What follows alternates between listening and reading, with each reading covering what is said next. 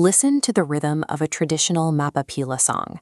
You have the rapid, driving percussion of southern Indian folk music layered underneath vocal scales that sound entirely foreign to the region. The melodies and the vocal stylings trace directly back to the sweeping, arid expanses of the Arabian Peninsula, but the music itself is performed thousands of miles away, deep in the dense, monsoon-soaked backwaters of coastal India. To see how these two vastly different geographies locked perfectly into a single rhythm, we have to rewind a few centuries to a very specific shoreline. For hundreds of years, the Malabar coast of Kerala served as a highly lucrative intersection for the global spice trade. Arab merchants routinely sailed across the Arabian Sea to buy pepper and cardamom. Over time, many of them decided the long journey back wasn't worth it, and they stayed permanently. These traders settled along the coast and married local women. Their families grew and integrated, forming a distinct new demographic known as the Mappilas, the Malabar Muslims. This first generation found themselves standing in a cultural middle ground. They inherited their father's West Asian religious heritage and their mother's South Indian folklore, but they lacked a unified artistic tradition to express both sides of their identity at once. Rather than adopting one culture over the other, they engineered a completely new linguistic system to house both. They invented Arabi Malayalam. As this diagram shows, they took the local spoken Malayalam language and wrote it using a modified Arabic alphabet, stretching the script to fit phonetic sounds that never existed in the desert.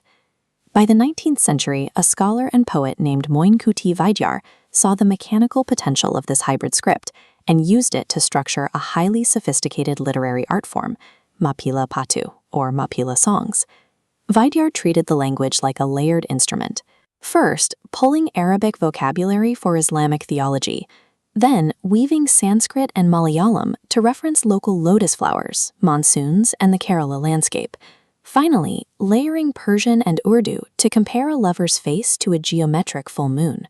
Because of this brilliant linguistic engine, a singer could travel through 3 entirely distinct cultural landscapes within a single 4-line stanza. This lyrical flexibility eventually proved highly effective outside of poetry and romance. As Portuguese and later British forces encroached on the Malabar coast, the community needed a way to mobilize. They wrote the Pattu Pattu call, intense, high-energy war ballads. The poets intentionally sped up the meter of the verses to mimic the physical thumping of marching feet and the loud clash of iron swords. These songs served as a real-time historical record of local fighters pushing back against well-armed imperial armies, honoring the bravery of men who didn't return. Yet that exact same poetic structure scales perfectly into moments of pure joy.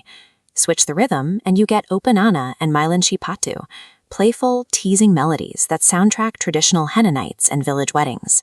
Mappila Pattu acted as a comprehensive utility for the culture. It was flexible enough to carry the heavy tension of a battlefield and bright enough to celebrate a marriage. Today, these rhythms have left the village courtyards entirely. Modern playback singers, television reality shows, and massive Kerala film soundtracks constantly pull from the Mappila catalog, introducing Moinkuti Vaidyar's 19th century metrics to millions of mainstream listeners. When two powerful cultures collide on a map, the historical record usually points towards friction, dominance, or erasure. The Mappila community chose a different route. They took the desert and the tropics, the Arabic theology and the native soil, and synthesized them into a rhythm that Kerala is still clapping to centuries later.